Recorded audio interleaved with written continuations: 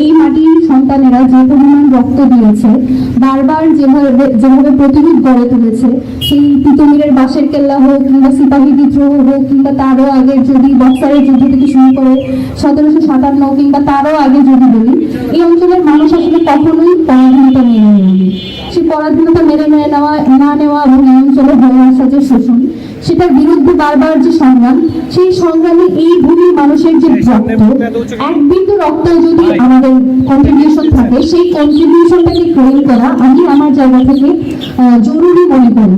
কারণ 47 হওয়া, দ্বিজাতি তথ্য আসা কিংবা ব্রিটিশ যে উপনিবেশ, সেই সময়ে বাঙালি মুসলমানের যে অবস্থান, তাদের অর্থনৈতিক, সামাজিক, তারপর তাদের রাজনৈতিক যে অবস্থান ছিল, সেটার প্রেক্ষিতে এই রাষ্ট্র তৈরি হওয়ার পিছনে এই বাংলাদেশি মুসলমান বা বাংলাদেশ অঞ্চলের যে মানুষ বা পূর্ব পাকিস্তান অঞ্চলের যে মানুষের যে কন্ট্রিবিউশন, সেই কোন গ্রামের ইতিহাস আছে, সেটা আসলে আমার মনে হয় যে আলোচনা হয় না।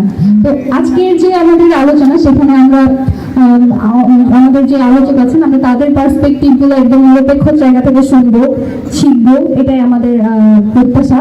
এবং যে হীনমন্যতাটা তৈরি হওয়ার মাধ্যমে 47কে একেবারে খারিজ করে দেওয়ার যে প্রচেষ্টা তৈরি হয়েছে, সেটাকে বাদ দিয়ে আমরা এটাকে আমাদের নিজস্ব বলে ক্লেম করবো। যেরকমটা ইদানিংকালে এক ধরনের বয়ান তৈরি করা হয় যে 71-এর সাথে 47 সাংঘর্ষিক কিংবা 24 সাংঘর্ষিক। তো আমাদের জায়গা থেকে বা আমার জায়গা থেকে আমি মনে করি 47, 71 কিংবা 24 কোনোটাই আসলে একটা আরেকটার মুখোমুখি নয়, বরং একটা আরেকটার সিলসিলা এবং একটা আরেকটার পরিপূরক।